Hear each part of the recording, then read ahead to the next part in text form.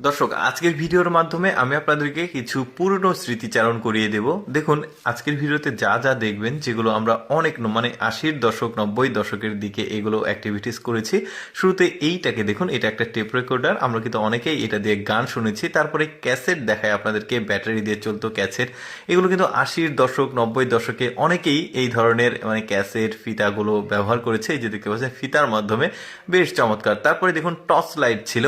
মনে আছে কিনা আপনাদের, সিলভারের এই টর্চ লাইটগুলো কিন্তু ম্যাক্সিমাম গ্রাম অঞ্চলে এই ধরনের টর্চ লাইটগুলো ছিল। এখনকার জেনারেশনের ছেলেরা, আসলে ছেলে মেয়েরা এই ধরনের জিনিসপত্রগুলো অনেকে চিনতেই পারবে না, বাট এগুলো কিন্তু অনেকের স্মৃতিতে গেঁথে আছে, বেশ চমৎকার। তারপরে এই জিনিসটাকে দেখুন, এইটা ওই যে সিনেমা হলের মধ্যে যারা ম্যানেজার ছিল, ওরা কিন্তু এই ধরনের লাইট ব্যবহার করতো। মানে যারা সিনেমা দেখতো তাদের আসলে টিকিট নেওয়ার জন্য বেশ চমৎকার লাইট কিন্তু এই যে দেখতে পাচ্ছেন, বেশ দারুণ। এই যে বাল্বগুলো দেখতে পাচ্ছেন, এই বাল্বগুলো কিন্তু সেই পুরনো দিনের আমরা ব্যবহার করতাম। বেশ চমৎকার এই লাইটগুলো আমরা ব্যবহার করেছি। দেখুন, এটা আবার ডাইনামা দেখতে পাচ্ছেন, ওই যে সাইকেলে ছিল, সাইকেলের চাকা ঘুরলে এই ডাইনামাটা থেকে চার্জ হতো, আর এটা দিয়েই কিন্তু ওই হেডলাইটে আলো আসতো। বেশ চমৎকার, এই যে দেখতে পাচ্ছেন। তারপরে হারিয়ে যাওয়া সেই হারিকেন দেখতে পাচ্ছেন। এই মানে ইলেকট্রিসিটির যুগে কিন্তু এই হারিকেনগুলো অনেকেই মানে হারিয়ে ফেলেছে আর কি। দেখতে পাচ্ছেন, হারিকেনের চিমনি বলি আমরা কাঁচটাকে, বেশ চমৎকার, আঞ্চলিক ভাষায় চিমনি বলা হয়।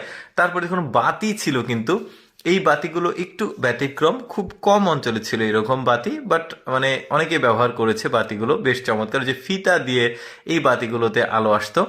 বেশ দারুণ, এগুলো দিয়ে পড়াশোনাও করেছি। তারপরে দেখুন, আমরা বরফ বলতাম এই জিনিসটাকে, কিন্তু জিনিসটার নাম আইসক্রিম। বোতল দিয়ে টাকা দিয়ে এই যে 1 টাকা দামের বরফ আর কি খাইতাম আমরা।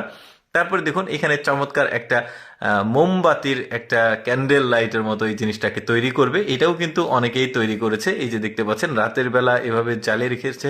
অনেক সময় বিয়ের সময় কিন্তু এভাবে জ্বালিয়ে রাখতো কয়েকটা করে। তারপরে কয়েকটা মোমবাতি এক জায়গায় করে এগুলোকে গলিয়ে একটা কাচের জারে ভরে, এটা যখন শুকিয়ে গেছে এটার সঙ্গে তুলো লাগিয়ে দেখুন কি চমৎকার একটা বাতি তৈরি করা হয়। বেশ চমৎকার কিন্তু দেখতেও। এই যে দেখতে পাচ্ছেন, এগুলো কিন্তু অনেকেই করেছে। এটা দিয়েই কিন্তু অনেকে পড়াশোনাও করেছে। বেশ চমৎকার, এই যে মোমবাতিগুলো মনে আছে কিনা আপনাদের, মোমবাতিগুলো গলিয়ে একটা মানে দেখুন, এইটা বেশ চমৎকার একটা জিনিস বানাবে। কমলা লেবুর মধ্যে এগুলো দিয়েছে, দিয়ে উপর দিয়ে সুতা দিয়েছে। দেখুন বেশ চমৎকার, কিন্তু এই কমলা লেবুর খোসার মধ্যে একটা বাতি তৈরি হয়ে গেছে। বেশ দারুণ, এটা দিয়ে পড়াশোনা করা যাচ্ছে। তারপরে দেখুন, এই বাল্বটার ভেতরে একটা চমৎকার জিনিস তৈরি করবে। দেখুন একটু ভালোভাবে মনোযোগ সহকারে দেখুন, মোমবাতি গলিয়ে ওর মধ্যে দিয়েছে, তারপরে ফিতা দিচ্ছে। বেশ চমৎকার, কিন্তু এই যে ম্যাচের কাঠি দেবে, বেশ দারুণভাবে এটা কিন্তু জ্বলবে। মোমবাতি ঠিক না, এর মধ্যে সম্ভবত তেল আছে। বেশ দারুণ, এটা দিয়ে কিন্তু এখন পড়াশোনা করা যাবে।